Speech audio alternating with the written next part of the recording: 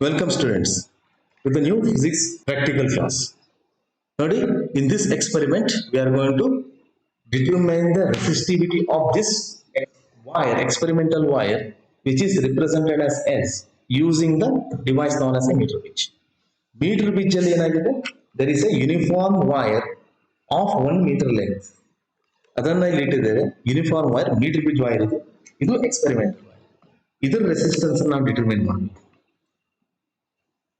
And also meter bridge ಅಲ್ಲಿ ಎರಡು portion ಇದೆ, ಒಂದು ಲೆಫ್ಟ್ ಗ್ಯಾಪ್ ಮತ್ತೊಂದು right gap. All the other things as shown in the circuit diagram, they are connected with the metal plates.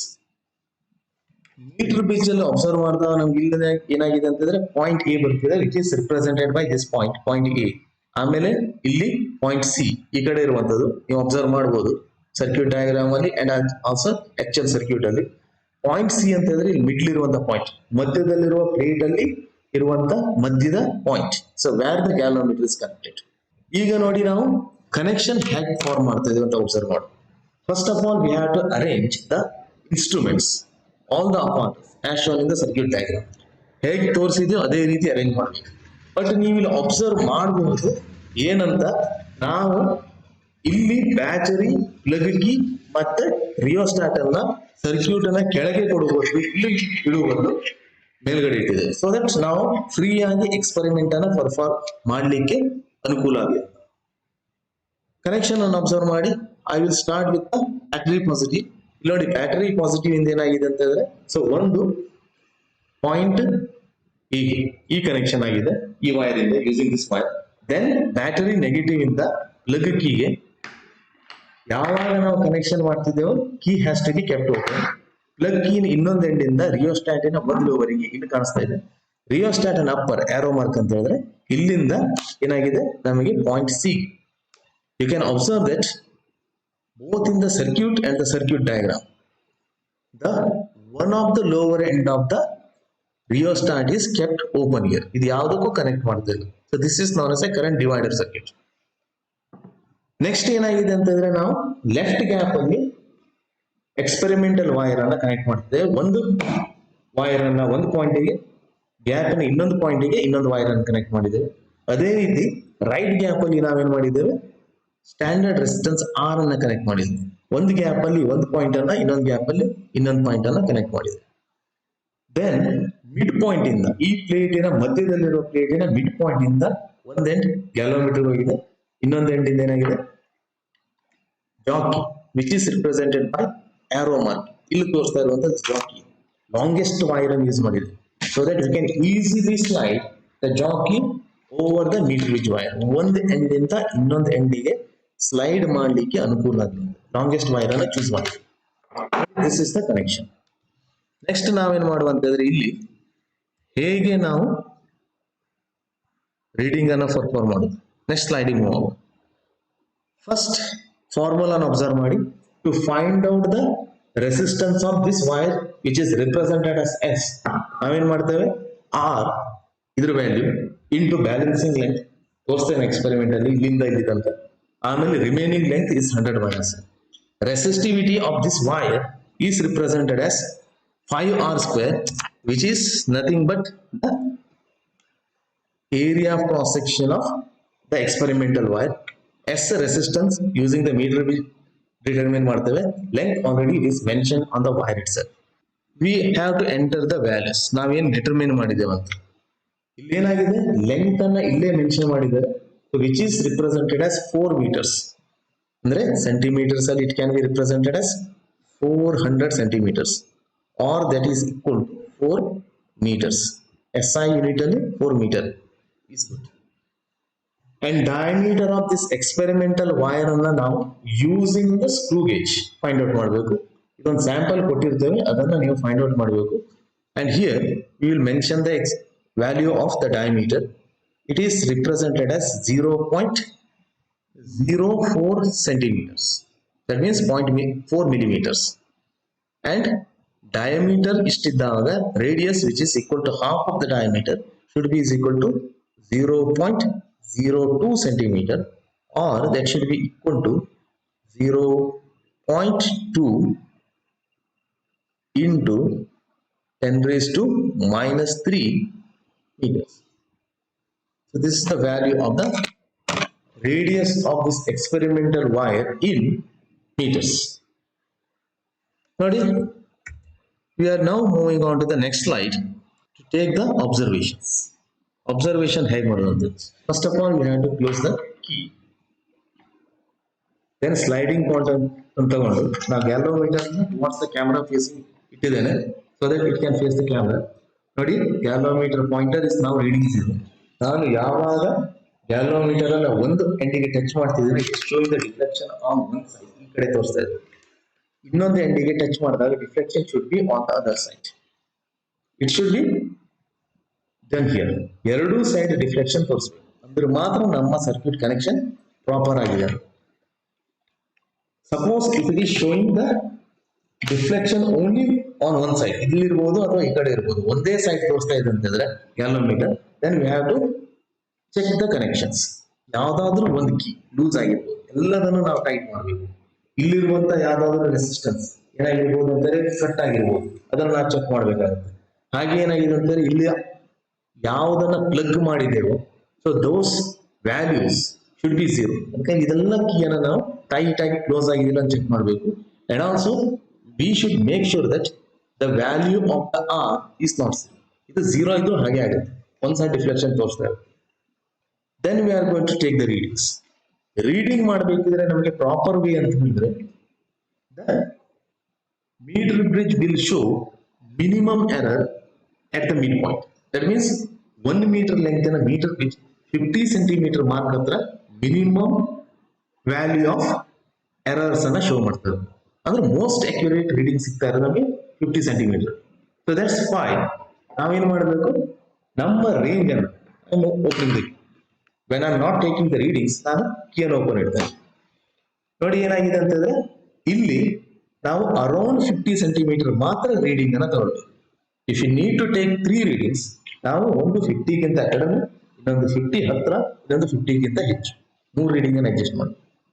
In order to do that ನಾವೇನ್ ಮಾಡ್ತೇವೆ, ಕೀಯನ್ನು close ಮಾಡಿ 50 centimetre ಮಾರ್ಕಿಗೆ ನಾನು ಇಲ್ಲಿ ಹೋಲ್ಡ್ ಮಾಡಿದ್ದೇನೆ.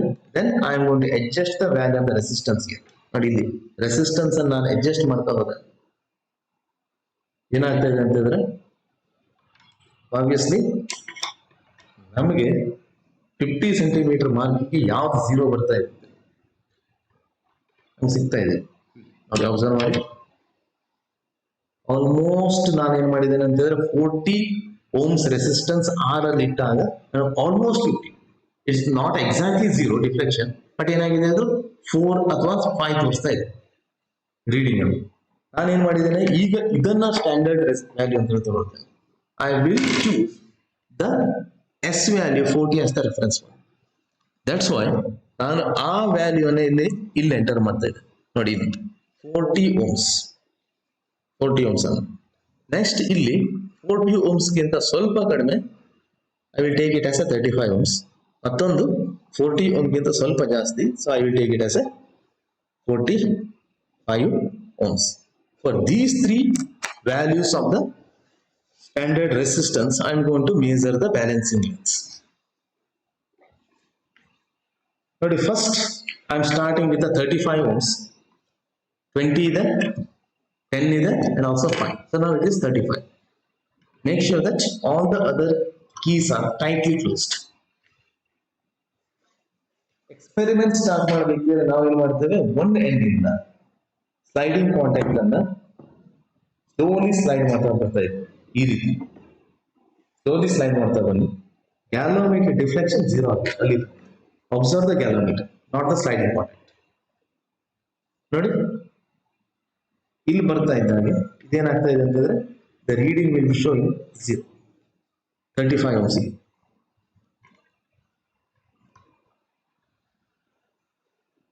ನೋಡಿ ಮತ್ತೆ ಮುಂದೆ ಕ್ರಾಸ್ ಆಗ್ತಾ ಇದೆ, ವಾಪಸ್ ನಾನು ಹೋಗ್ತಾ ಇದ್ದೇನೆ. ವಾಪಸ್ ಹೋಗ್ತಾ ಇದ್ದಾಗ so it will be showing the reading for 53.6, sorry, 53.9 centimeter. The galvanometer is showing the 0 deflection. Again I am opening the key. So nodi, we have to enter this value. 53.9. Obviously, this will be is equal to 46.1 centimeter. Then we can calculate the value of the S using the formula S is equal to L divided by 100 minus L into R. Now value find out ಮಾಡುವ which is equal to 53.9 divided by 46.1 into 35, which is will be is equal to 40.9 ohms. That's the value of the resistance. One calculation now ಮಾಡಿ. Next ಏನಂತಂದ್ರೆ ನಾವು ಈಗ we have to increase the value of the resistance 5 ohms ಅಲ್ಲಿ ನೋಡಿ ಈಗ 40 ಮಾಡ್ತಾ ಇದೆ. So 40 ಮಾಡ್ತಿದ್ದಾಗ it is not necessary that we have to start from the starting point itself. ನಾವು ಇಲ್ಲಿಂದನೂ ಸ್ಟಾರ್ಟ್ ಮಾಡಬಹುದು, ಎಲ್ಲಿ ನಾವು ಇಲ್ಲಿ ಎಂಡ್ ಮಾಡಿದ್ರು ಅಲ್ಲಿ. But deflection in the galvanometer I have to close the key. Deflection in the galvanometer ಏನಾಗಿದೆ ಈಗ ಕಡಿಮೆ ಆಗ್ತಾ ಬರ್ತದೆ. ಸೊ ಹಿಯರ್ ಎಕ್ಸಾಕ್ಟ್ ವ್ಯಾಲ್ಯೂ ಇಲ್ಲಿ ಬರ್ತಾ ಇದೆ which is for 48.7. 48.7 starting point left ಇಂದ ಇಲ್ಲಿ ತನಕ ಇರುವಂತದ್ದು ಬ್ಯಾಲೆನ್ಸಿಂಗ್ 40 ಈ ಲೆಂತ್ ನಾವು 48.8 we are entering this 48.8. ಉಳಿದ ಎರಡು ಕ್ಯಾಲ್ಕುಲೇಷನ್ ಕೊನೆಗೆ ಮಾಡ್ತೇನೆ. I am going to do that. Take the reading for the next value. So which is 45 ohms. 45 ohms. Again ಇಲ್ಲಿಂದಲೇ ಸ್ಟಾರ್ಟ್ ಮಾಡಬಹುದು. ಅಬ್ಸರ್ವ್ ಮಾಡಿ ಈಗ 0 ಸ್ಟಿಕ್ ಅಂತಂದ್ರೆ we are getting it for 44.7. So the value will be 44.7 centimeters. ಈ ಉಳಿದ readings ಎಲ್ಲ ನಾವು ನೋಡಬಹುದು. ನೋಡಿ ನಾವು ಈಗ ಕೀಯನ್ನು ಓಪನ್ ಮಾಡ್ತಿದ್ದೇವೆ. ಸ್ಟೂಡೆಂಟ್ಸ್ ಯಾವಾಗಲೂ ನಾವೇನ್ ಮಾಡ್ಬೇಕಂತಂದ್ರೆ ರೀಡಿಂಗ್ ಅನ್ನ ಮೊದಲು ತಗೊಳ್ಬೇಕು. ಯಾವಾಗ ರೀಡಿಂಗ್ ಮಾಡ್ತಾ ಇಲ್ವೋ ಆವಾಗ ನಾವು ಇದನ್ನ ಕೀಯನ್ನ ತೆಗೆದು ಕನೆಕ್ಷನ್ ಅನ್ನ ಆಫ್ ಮಾಡಿ ಪ್ರತಿಯೊಂದು ಪ್ರಿಕಾಷನ್ ಅನ್ನು ಅಬ್ಸರ್ವ್ ಮಾಡ್ತಾ ಹೋಗಿ. And also from the reading itself you can observe that table of column ಅನ್ನು ಅಬ್ಸರ್ವ್ ಮಾಡಿ. ಇಲ್ಲಿ ನೋಡಿ when we are increasing the resistance balancing length ಏನಾಗ್ತದೆ ಇಟ್ ಈಸ್ ಡಿಕ್ರೀಸಿಂಗ್.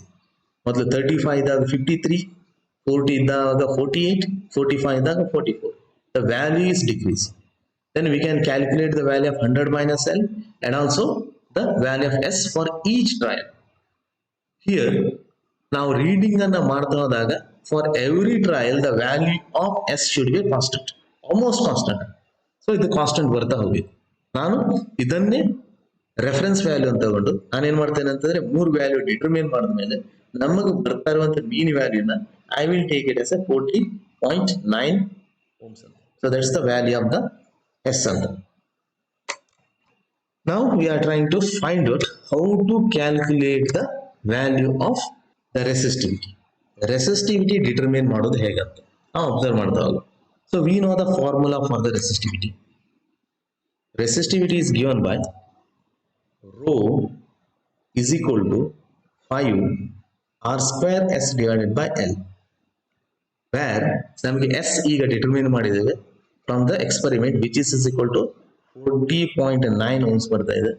ಆಮೇಲೆ L it is given in the experimental wire it's ಇಲ್ಲೇ mention ಮಾಡಿದ್ದೇವೆ which is equal to SI unit ಅಲ್ಲಿ ಬರೆಯುವ 4 meters. And also the value of R is equal to 0.2 into 10 raised to minus 3 meters ಇದೆ. ನಾವು ಇದಷ್ಟು values ಅನ್ನ substitute ಮಾಡ್ತಾ ಹೋದಾಗ so we can find out the value of the resistivity. Phi is equal to 3.142 into R square which is equal to 0.2 into 10 raised to minus 3 whole square divided by 4 into the value of S which will be equal to 40.9. Now after substituting the values we will get the answer. So ಇದನ್ನ substitute ಮಾಡಿದಾಗ ನಮಗೆ ಈ answer ಸಿಗ್ತಾ ಇದೆ. ನಾವು ಈಗ ನಾವು ಇದೇ ವ್ಯಾಲ್ಯೂಸ್ ಅನ್ನ ನಾವು ಏನ್ ಮಾಡ್ತೇವೆ ಅಂತಂದ್ರೆ ರಿಸಲ್ಟ್ ಅಲ್ಲಿ ಎಂಟರ್ ಮಾಡ್ತೇವೆ. We'll do that. But result ಅಲ್ಲಿ the resistance value is equal to 40.9 ohms ಬರ್ತಾ ಇದೆ. Resistivity of the wire is equal to 12.8 into 10 raised to minus 6 ohm meter. So this is the resistivity of this experimental wire. I hope you have understood the concept well, and also you can download the complete experimental chart from the description box. Thank you for watching the video.